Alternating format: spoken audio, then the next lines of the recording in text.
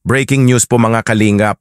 Nasa Salamat Doc ng ABS-CBN pinuntahan si Kuya Rab at may napakagandang sinabi kay Kuya Rab. Good news po ito mga kalingap. Grabe kilala na po talaga ang Team Kalingap sa buong Pilipinas mga kalingap na sa mga nakalipas na mga araw nga ay naisama nga sila sa best game show in the Philippines na ang Family Feud at ngayong November nga ay sa isang concert na naman nga magpakitang gilas ang Team Hagibis Squad sa pagsayaw at pagkanta. Yan nga ang sabi ni Sir Odi at Sir Obet na matatagal na sa industry ng showbiz na GMA at ABS-CBN. Ito po mga kalingap, panoorin po natin itong video clip na andito sina Sir Odi and Sir Obet na gustong-gusto pala nila na ma-meet in person sina Chris, Bea at Melissa, the three shy sisters. Ito po. Sa po natin si Sir Odi, yung po nakadiscover sa atin para sumali sa Family Feud. And si Sir Obet, isang writer po ng ABS-CBN. And gusto po nilang ma-meet ang Tres Marias and ang Team Kalingap, of course. Yan. Sila, Sir Obet pati. So napanood talaga sila ang Tres Marias. Bago siya, new follower siya. Nakakatawa. Ang galing. Ang sabi niya kanina, sinabi niya na pag nagpapahinga siya, pinapanood yung vlog natin. Nakakatawa. Yun ang mas nakaka-motivate mag-vlog lalo.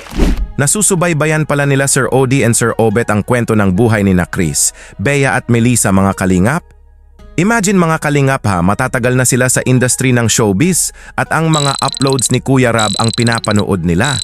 Nasabi nga ni Sir Obet na kapag nagpapahinga siya ay nanunood po talaga siya. Kaya sobrang saya nga sa pakiramdam ni Kuya Rab na mas namo-motivate nga daw siya na ipagpatuloy ang paghatid ng tulong sa ating mga kababayan na deserving na matulungan. Pinuntahan nga ni na Sir Odi at Sir Obet ang bahay na pinapagawa ni Kuya Rab para sa Tres Marias at grabe nga ang saya na nararamdaman nila ito po. Wow, nakita ko lang to sa vlog. This time, real. Ang galing. Nice. First time, nakita namin yung actual na bahay na pinapagawa. Ito yung soccer. Uy, ang ganda. Uy, kinilabutan ako. Nakita niyo na po. Yeah, finally. Ang ganda. Grabe, I salute you talaga. Opo. Ang ganda. Napanood niyo lang to dati sa... Oo. Totoo na talaga. Pati na mo may kilabot ako. Ang ganda. Bisita natin from ABS-CBN and GMA. Tuloy po kayo dito. Ito Sa honor po. Oh my God! Thank you so much, Odyssey, for inviting me over para marating itong diet at makilala personally, of course. Oh, calling, no? This is not just a destiny. This is a calling. Yun. Diba? Yes po. And kayo din po, malay niyo po. Ikaw din, kasi alam mo, ikaw talaga to. Tinawag din kayo, kaya nandito kayo ngayon, di ba?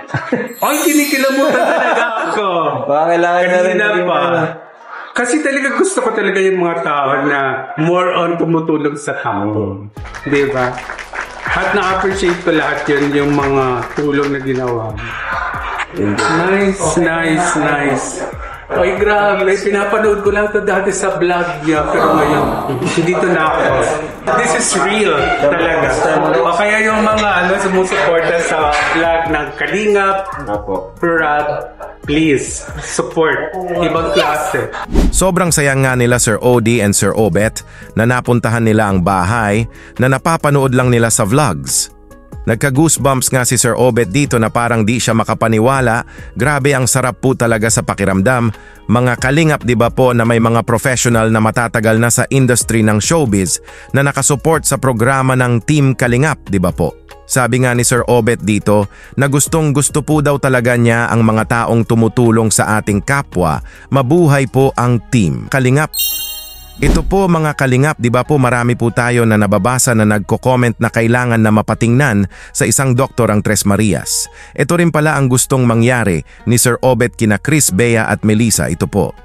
Ang sabi ni Sir Odit, ay sabi mo Sir Odit, yung parang sa Tres Marias is parang hindi siya basta lang maniyain, di ba? And yun yung ano niya po. Actually po, based on that, sinasasalamat doc din po ako ng ABS-CBN. Sa mga nakikita namin sa mga pasyente namin, parang parang hindi siya yung normal na mahihayin. Parang mas may malalim na case pa dapat na i-ano ba. So dapat yun ang i-address. That's why, di ba yung sinasabi ko yung collaboration with Dr. Jen Sanchez. No? Pwede siguro most likely, di ba? Kasi magdadala siya ng mga Okay, sige po. Siguro puntan din natin para mas makita niyo. Yeah, please. Oo, kasi gusto ko nasundan ko talaga yung ilang episodes nun, kaya gusto ko makita. So, tara. Nasa salamat Doc nga din pala si Sir Obet mga kalingap. Nasabi nga ni Sir Obet dito na may nakakausap nga daw siya na doktor na gusto po niya na mapatingnan sina Chris, Bea at Melissa. Kasi napansin nga daw po ni Sir Obet na hindi lang na normal na mahiyain, na parang may mas malalim pa na case na malaman nga natin ito pag matingnan na sila sa isang doktor. Maganda po itong naisip ni Sir Obet, di ba po mga kalingap? Agree po ba kayo na mapatingnan sina Chris, Bea at Melissa sa isang doktor? Just leave a comment lang po kayo ha. Na-meet na nga ni na Sir OD at Sir Obet ang Tres Marias mga kalingap. At para sabihin na rin kay nanay na may doktor na pupunta para makita at malaman kung ano ba talaga ang case, na mahiyain lang ba talaga sila o may malalim pa na dahilan. Panoorin po natin ito po. Opo, may tao po. Tao po. May tao po. Tao po. Ay, si ano? Pwede yung pumasok. Si Chris. Chris. Ikaw na ba isa? Ay, tatlo na dyan. Hello. Magandang hapon. Hi, Chris. Hello, beautiful.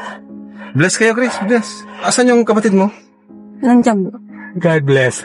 Ayan, Si Bea. Here, ito the bunso, right? Yes po. Oh, okay. Asan si Si Bea. Si Bea. Si Melissa po siya. Si Melissa. Hoy, nagsasalita ka na pala eh. Umalis? Si Bea. Si Bea po, siya po yung bunso. Ay, pangalawa. Hello. Oh, pretty pala talaga to no? Yan. God bless. Si nanay Hi, nanay.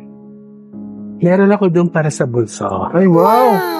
Palabasin mo nga sila dito sa Dito na lang. dito. Ito na lang para mas okay dito. Nice, si Sir Obet po. From ABS-CBN. Sa ABS-CBN po ako at napapanood ko po yung yung istorya na gawa ni Kalinga Prab, no. Actually, natouch ako. Isa yun sa rason kung bakit.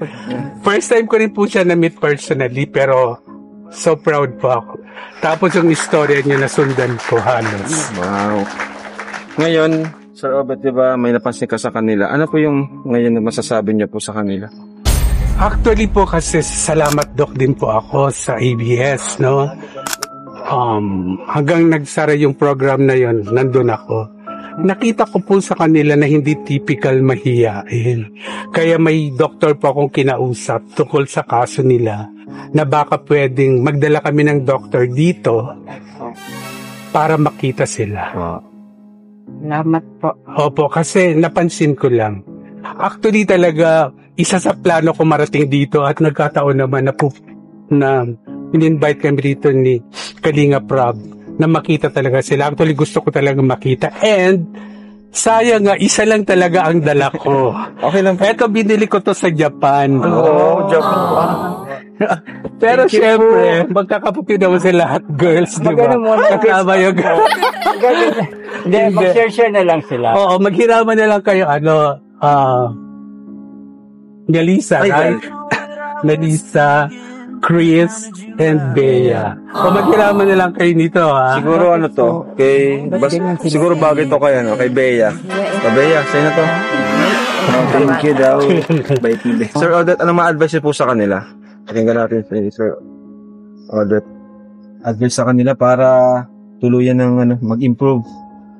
Actually, lang yon, girls, no? Sayang ang ganda nyo pa naman. Makikipag lang kayo, harap sa tao talaga. Di ba pumapasok naman kayo lahat? Pumapasok po. Ayun, ipagpatuloy nyo lang anak, no? Kasi communication lang yun at saka yung pagkikiharap sa tao. Sayang talaga. At saka I understand nag-aaral kayo, di ba? So yun, gamitin nyo yung natutunan nyo sa school, paano makipagharap sa tao, ganyan, di ba?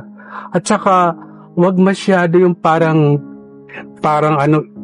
nakakita kayo ng alien, parang hindi tao yung karak. Dapat talaga parang kapwa. Pakikipagkapwa lang po ang sekreto niyan. Nakikinig na si Bea. Very good si Bea, nakikinig na. No, I think Obet, kailangan ng workshop lang kahit di ba? On how to communicate, how to makipagkapwa, di ba? Mingle. Sabay-sabay po nating abangan mga kalingap ang pagpunta ng isang doktor para makita sina Chris, Bea at Melissa po ha. Nagbigay nga ng advice si Sir Obet sa Tres Marias para mas mag-improve pa sila. At sabi nga din ni Sir Odi na kailangan nga daw nila ng workshop na how to communicate, pakikipagkapwa. Maganda po talaga ang hangarin ni na Sir Odi at Sir Obet para sa Tres Marias na gusto po talaga nila na makita sina Chris, Bea at Melissa na masaya na gaya sa ibang kabataan na nakikihalubilo sa kapwa. Patuloy lang po tayo mga kalingap ha sa pag-support sa programa ng Team Kalingap sa kanilang gawain na pagtulong sa ating mga kababayan na naghihirap. Mabuhay ang Team Kalingap. God bless po sa lahat.